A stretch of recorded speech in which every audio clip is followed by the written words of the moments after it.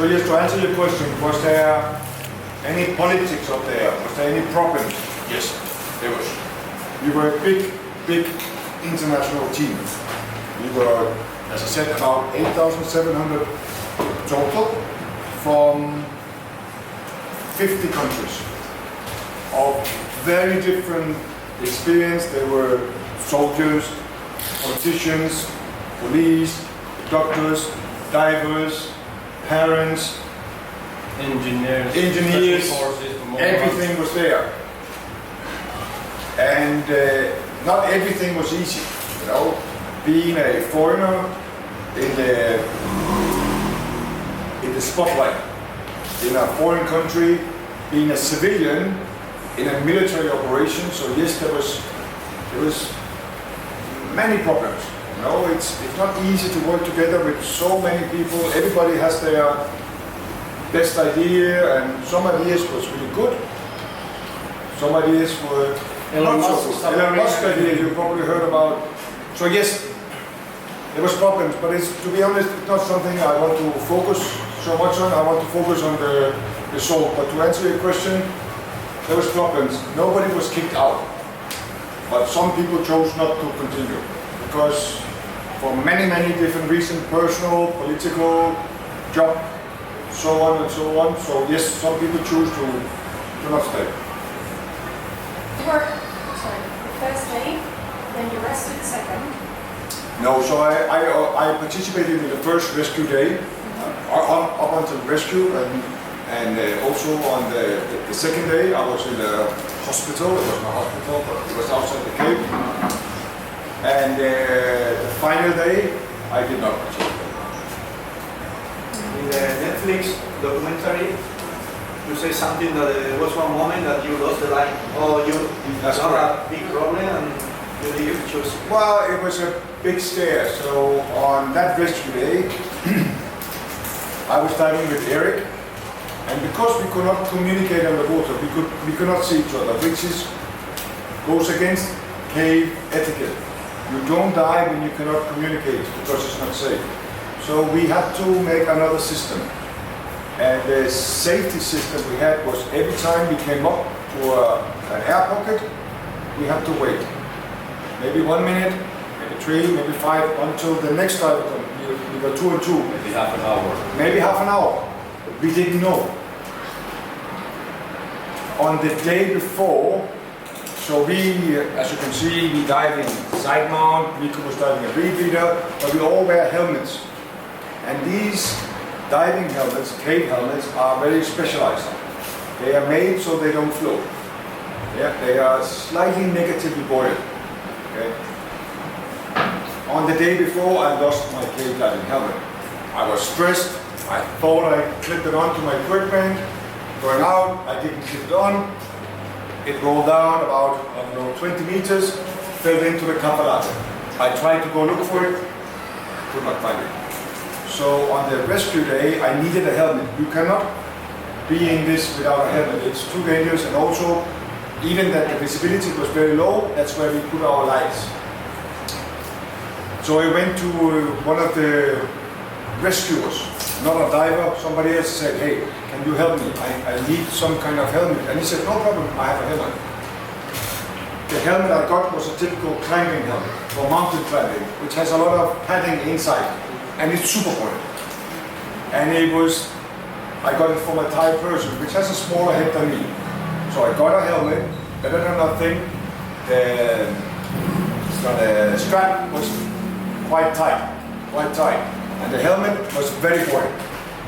So maybe about 3 minutes into the dive of the rescue day, I'm diving with Eric, and I'm in front, and Eric is behind me. And our idea is to dive for about 40 minutes to the first air channel. 3 minutes into the dive, my helmet, because it's floating so much, gets stuck, like the tank Mikko told you about. It's not a flat surface. Stalagmites everywhere. So somehow my helmet is now sitting in the ceiling, and the strap is getting really tight.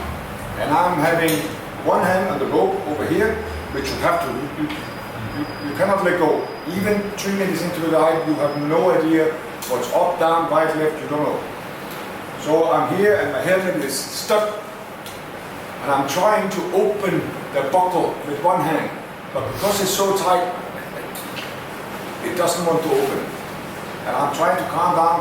I'm at maybe 3 meters deep, maybe 4, not very deep. But suddenly I start to see, sparkles in front of your eye. I can feel my brain is stopping because I don't get oxygen. So I choose to let go of the rope and use 2 hands. And I break the seal and get the helmet off my head and get it away from the ceiling and put it back on again. And then I go and there's no rope. And you get nervous. Not nervous because I think I should die. Nervous because if I don't get to the position I'm supposed to do, maybe everything else is not going to work. I was not afraid. I was at 3 meters with 2 tanks. I can stay there for 4 hours, 5 hours, a long time. So I look for the rope and I cannot find it. This is something you train for in cave diving. It happens when you cave dive. And we have a very simple way to deal with it. What we do is, when we cannot find where we are, we breathe out. And we sink down to the bottom. And we find something that is solid, or rock, something. And I find something. I don't know what, I cannot see.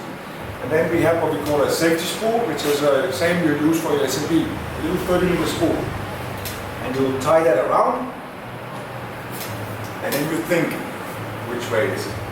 Okay, I try to go this way. So you go about 3 meters this way. One hand you hold the reel, so you have one position. You know about where you are. And then you simply go like this, and you go with one hand in blind, and you try to find. I go 3 meters, nothing. Go 3 meters, nothing. 3 meters, nothing. 3 meters, nothing. Then you go back. You make sure you are still in the point, and next time you go 6 meters. 6 meters, 6 meters. And I do that for about 1 or 2 minutes, and lucky for me, I find the rope. I find the rope, and you make a little line to the rope. Now I have the rope again, and I start to go. I think Eric is somewhere behind me, but he's not. While I'm lost, Eric, without knowing it, has gone in front of me. So Eric come to chamber number 4, he's expecting me to sit there. And he looks up, Ivan! No Ivan. And he waits 1 minute, 2 minutes, and he thinks, okay, maybe Ivan chose to go to the next one. So Eric go on. 2 minutes later, 5 minutes later, I don't know, I come to this. And I'm okay, I'm waiting. I'm expecting maybe in 2 minutes, 3 minutes, Eric will come. 3 minutes, 4 minutes, 5 minutes, no fucking Eric. So I'm like, what do I do? Do I go this way or do I go back? I should have gone on, but I didn't. I chose to go back. So I swim back, and it's about 40 minutes swim back to number 3. And I come back and I swim fast because I'm a little bit nervous. And I look for, maybe I can find Eric in there, because I don't know, maybe Eric is trapped. I'm not sure how big a mistake I made. So I come back to chamber 3, come up, take my mask off, regulate out, and I ask all the Americans sitting there, is Eric here? And they go from okay to like, no, he's not here. We have not seen him for 1 hour. I'm like, oh shit. So he must have gone in. At this point, I've used too much of my air already to make it safe in and out, so I use 10 minutes or something to get me a tank. And I quickly swim to number 4, no Eric. Number 5, no Eric. Number 6, Eric. And he's sitting there and he's done everything all. He's been sitting there for maybe 1 hour, 1.5, 2 hours, all by himself. Everything is done, and I'm coming up to Eric like very stressed, and we have a little bit of discussion. That was probably the first time. First day. First time. I mean, within the first time dive, 5 minutes. We realized that this is a solo project. That we don't follow any of these protocols of whatever cave diving has. Pretty much. That from now on we dive solo, and we see in the chamber, we don't just follow the mission. That what is the most important thing is to execute whatever you want. Why are you here? And then that was priority, and then safety of your body was priority number 2. And that's not acceptable in cave diving. It's not what you normally do in cave diving, but when you cannot communicate, it's pointless to have a body team. You know, I wouldn't know if Nico is out of gas. How can I know? I cannot see him. So after this happened, so yes, I got lost and I got a bit of anxiety, but to be honest, I wasn't scared of myself because I was so shallow, and I could stay there for, I don't know, 4 hours, 5 hours before something would happen, and eventually somebody would come and bump into me and I would be okay. But of course I got scared about fucking up the mission, you know, because we were 13 people, not because there was 30 people there, because we needed exactly 13 people. If you take the chain and you take one out, you all know what happens to the chain. It breaks. So yes, that was a bit of a scary moment, but only for a few minutes, and then after that, most of the things went by that. Did you use just regular air? Regular air, yes. Yes, the kids were using, I'm not sure, I didn't make the gas, but I believe the kids were using nitrox 80, so almost pure oxygen. Because the kids did not breathe very much. They were very small kids, and they were very cold, and they had medicine as sedative in their body, so they got more oxygen. We also had an issue with pumping the oxygen because it's a remote place and there was no boosters around, and we got ordered. There was a one booster size of your fist, pretty much, that broke immediately to pump these big tanks with oxygen. There was another one coming in just before the extraction that worked with hand. That you have to pump like this. So eventually we could only make was it 14, 13 of those 80% S80 tanks for the kids for the first leg, but then they had to change the tank to get them out, so then the rest of the dive for the kids was with air. That was only because we couldn't make, imagine that, you got 10,000 people around helping you, but you can't make 100% oxygen for the kids. But that did happen. Yeah. Otherwise we would have used 100 or 80 for the whole. It's very low technology. The cave is inside the jungle. You know, there's no dives in there, there's nothing. It was really good internet though. They put a big car with super internet there. I have a little bit personal question. How was the following days after the rescue for you? Or how do you feel? Because with this kind of problem normally, you get like trauma or something like this, or you suddenly you get. I think it's still, I mean, it was so big operation, and there were so many details that still today we don't know what went on in many different areas in the rescue, and we will never know. But we know what we did, and we are piecing it together like a puzzle, slowly. But it's only been a bit more than a year, and personally for me, I still don't. I'm still wondering what the hell happened. To be honest, like I cannot understand that, and I think I never will. But it helped for many questions that I had during the week in there. It helped to get into the cave and visualize it and see how everything was. That gave me a lot of answers that was in my head, like the distances, the height restrictions, how did they survive, the conditions of the cave, and that helped a lot. But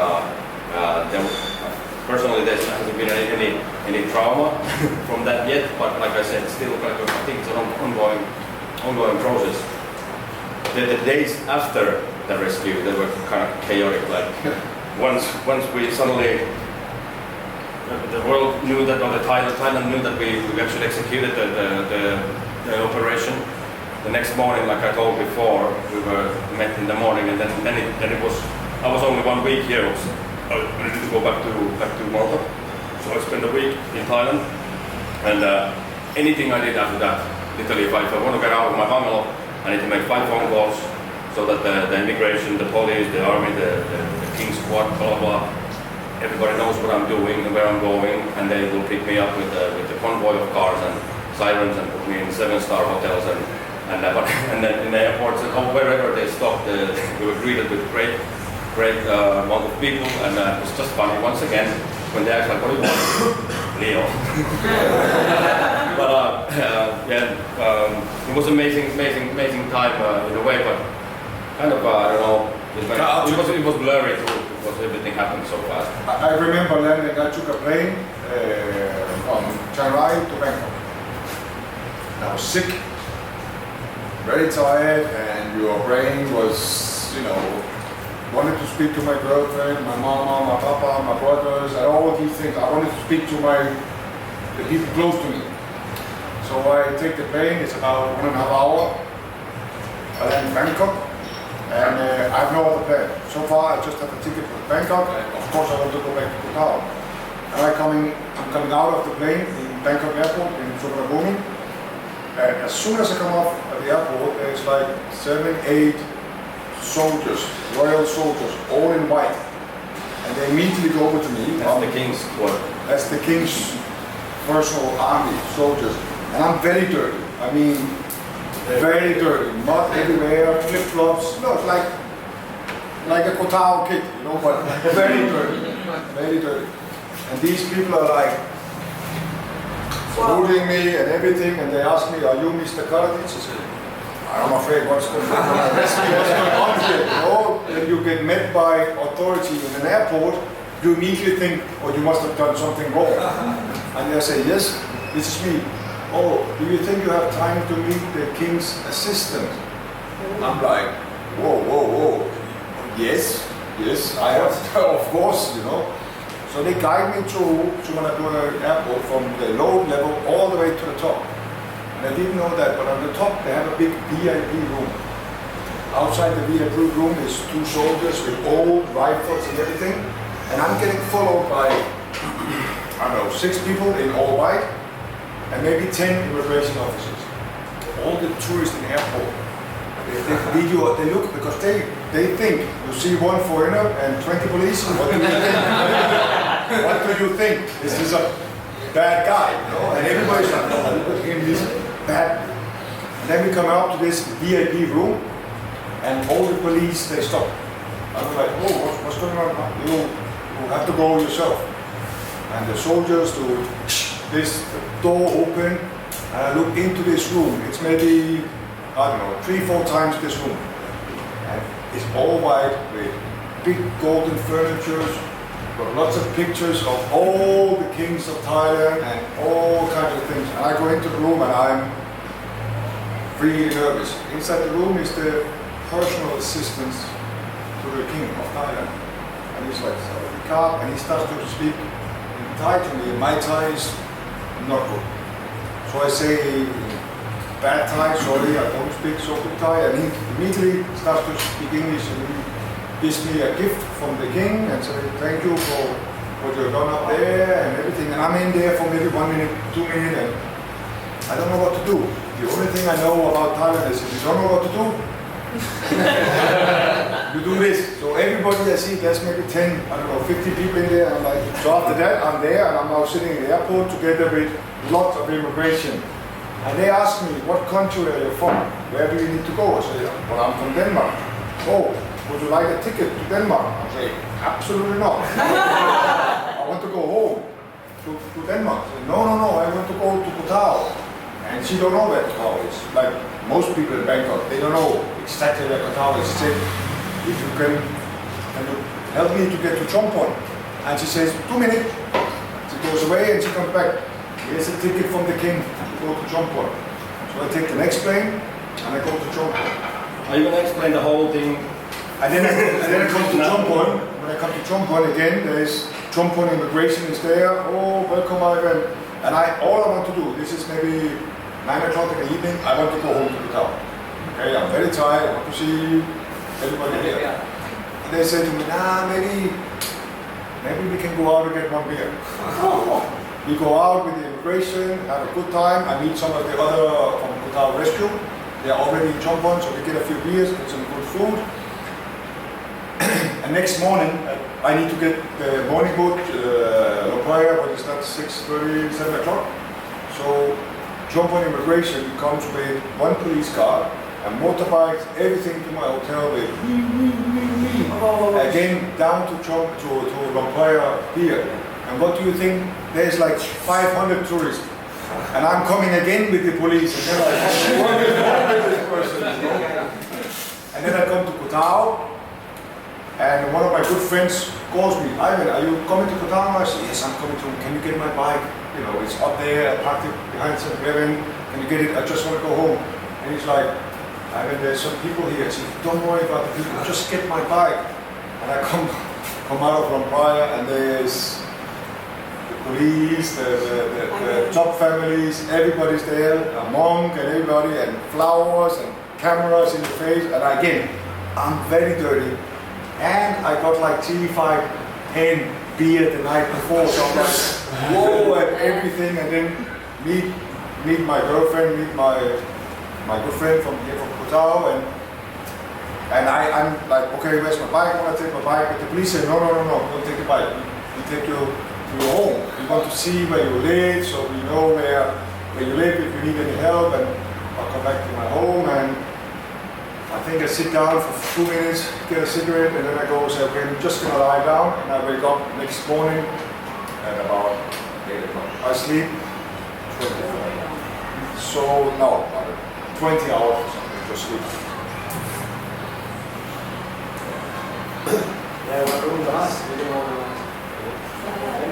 I have one question. What do you think, this is an hypothesis, because we heard in the documentary that the guys, the trainer, he was monk before. Yep. He was helping the guys doing some meditation to wait all the time, to relax, don't breathe too much. What do you think? Do you think this is very important? My question is, if this is happened with Western kid, do you think they will be able to survive this? How many have been back in Europe with the video games and happens when you spend take time in the forest? iPad I'm kids? sure the outcome will be different. That's my question. I think so. Most of these kids in there, they come from Chiang Rai.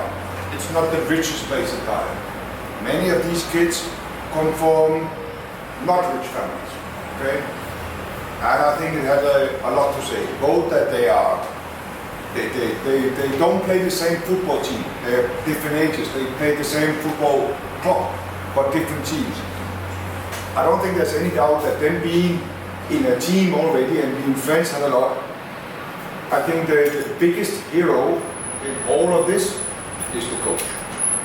Imagine being 25 or 26 years old, sitting for 9 days.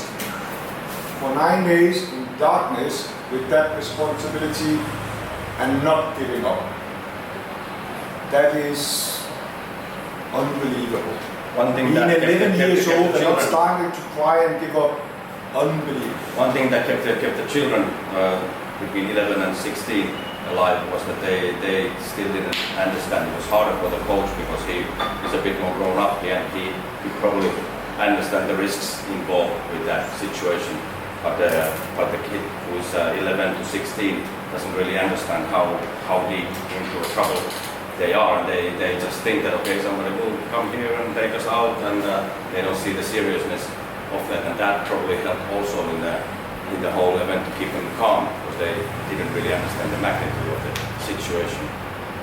Was the coach also sedated or he died? Yes, The coach was sedated also? yeah, same as the rest. The coach got offered, because of his age, they said to him, hey, we believe that you can do it yourself. And the first question the coach asked was, what happened to the other 12? Or they made it on sedation. I'll take that too. We couldn't tell the difference between the coach or the kids. He was also skinny and small and all that. You couldn't tell which one was who. Did they know how long they spent in the cave? Or did Yes, they had time. Yes, so they had They have light to the digital end. watch or something. They are actually working torch till the end. So they what like have been doing all this time? They played games, they meditated, and they talked about food. And first, what people don't understand that for the first maybe we'll find, when once we went back in, we find carvings 1.5 kilometers forward, deeper into the cave, dated to 27, 26, 27. So they didn't sit on that ledge for the whole 9 days. They got 3-4 days before the water level rose, so that they had to park in that one dead end sump. Before that, they were trying to look. They had planes to move. They were all over the place writing those messages and trying to find their way out. This is what they don't tell you in the media. But they actually sat on that spot all the first 4 days of the captivity. They had lots of room to move around. I think one of the keys is that these kids, even that they were in a terrible and for most people, unbelievable and probably a situation where most of us would have thought, okay, that's it, I'm going to die in here. What I understand, I was not in there, so I don't know, but what I understand from the interviews and what we can see as we go in there, what we can see they've done, there was no second during those 9 days or 18 or the full time where they gave up. Okay, they always believed that either they will be able to dig out. Remember, they're kids.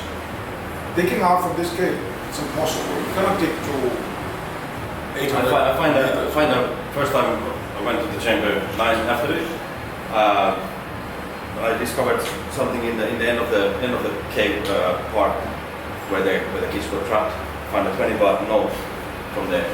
Shit, that doesn't belong to the cave. Like, even if it's open for public, when it's dry, people don't wander that far into the cave. And I was wondering, like, what is this 20-baht doing here? And we were like, oh, that must be from the kids. And right next to the 20-baht note, there was a little polished altar with some figures on it. And we were like, damn. And we were thinking, like, okay, shall we take this 20 note out? And we decided, okay, let's take this 20 note out. And the next day, we took that 20 note out that day. And the next day we arrived with one of the kids. And immediately the kid, when he came to the chamber, he had two things. He wanted to find his torch, and he wanted to find that 20-baht note. And when they asked, when the kid was right next to the tunnel that they were digging, that altar was, and he was like, so where's the 20 note? And then everybody turned to me, where's the 20 note? And I was like, oh damn. And then he explained, the kid explained, like, okay, so this 20 note, it was an offer to the spirits to get out. And then I realized that we were thinking about that, and we brought that 20 note out, and now it's in a display in a rescue museum in Chiang Rai. But when I found that note, I was thinking, like, damn, this, like that little offer for the spirits did actually work. Here we are, and they're all, the youngest kid is 12 years old now, and that was that 20 baht has served quite well.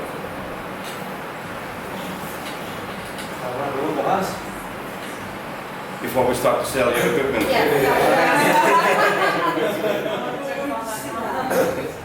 But no more questions? No. Have you guys ever thought about why they came out in the order they got? How do you think everybody chose who to take out first? I think they chose it. Yeah. They actually chose it because we spoke about it. Should we take the strong out first, the weak out first, the big? We actually thought that after being inside the cave for 18 days, they would go out of the cave, take their mountain bike, and go home. So the guy, 1 hour, 50 minutes and so on, and the last kid, he lived very close to the cave. So of course he can wait a little bit. And that just shows that was the little one. That was the little one. Yeah, he lived very close to the cave, so of course he can wait a little bit. So everybody come back to mom and dad at the same time. Actually, the opposite. The little one was supposed to go first, but they didn't. That changed. But it shows again the spirit they had, the friendship they had, and I think obviously the rescue mission was what got them out. But I think that spirit was what kept them alive for so long. Okay, so thank you so much. Thank you so much.